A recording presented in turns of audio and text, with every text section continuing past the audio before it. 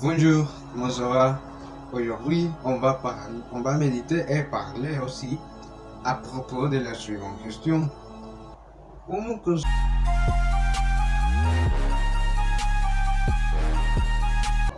Alors, c'est une question un peu difficile de comprendre, vous ne le croyez pas? Parce que chaque personne, chaque cas est totalement différent et unique. C'est à cause de ça que je considère que nous tous devons comprendre un peu plus à propos de ce thème, la dépression. La dépression, qu'est-ce que c'est la dépression? Je vais lire une petite définition à propos de ça. On peut comprendre la dépression comme une maladie physique fréquente qui, par ses troubles de l'humeur, perturbe fortement la vie quotidienne. De nombreux facteurs psychologiques, biologiques et environnementaux sont en cause dans sa survenue.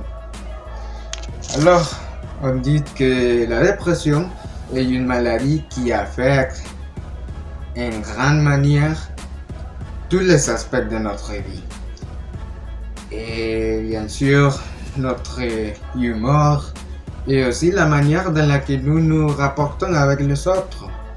Mais maintenant, il y a quelque chose qu'on peut faire pour aider à quelques amis qui a ce type de problème. Comme par exemple, on peut dire numéro 1 ou la première chose que nous pouvons faire est apprendre à identifier les problèmes. Se sentir déprimé, manquer d'allant, avoir une baisse de morale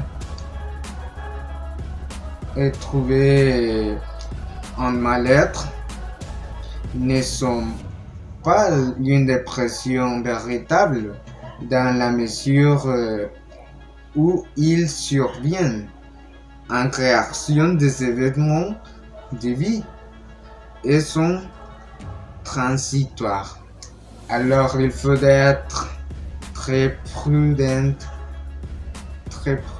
et savoir surtout identifier les circonstances. Si on parle qu'il ou elle a une tristesse permanente ou si seulement il s'agit d'une tristesse transitoire. Numéro 2. Parlez avec il ou elle, mais avec beaucoup de délicatesse. Alors, pour moi, c'est en partie très important parce que si on doit essayer que notre ami ouvre leurs sentiments et pensées, il y a écouter et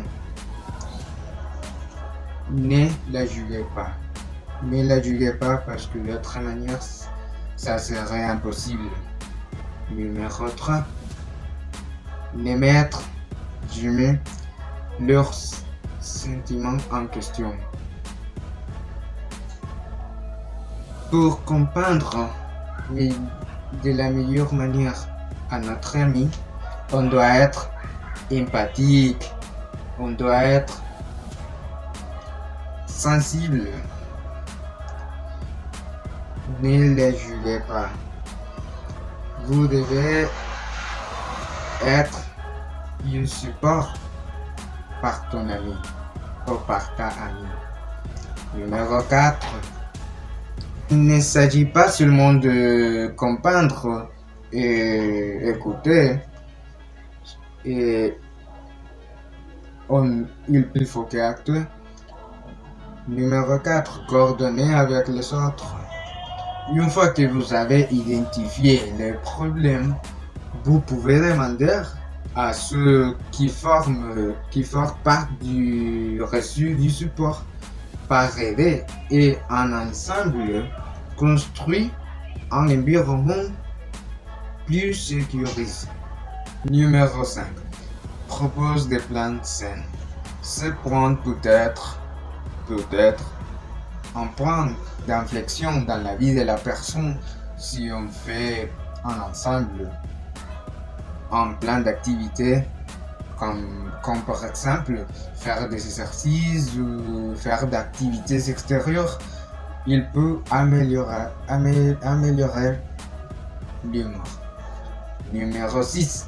Encourage à chercher aide professionnelle. Si la personne n'a pas d'amélioration, il faut encourager à la personne pour chercher aide professionnelle d'un psychologue ou d'un médecin ou des agents qualifiés. Et finalement, numéro 7. Sois patient et sois le meilleur ou la meilleure amie possible.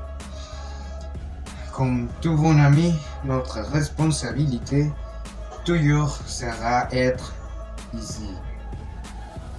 C'est ici et en chaque moment jusqu'à la fin, quelles que soient les circonstances. Merci beaucoup.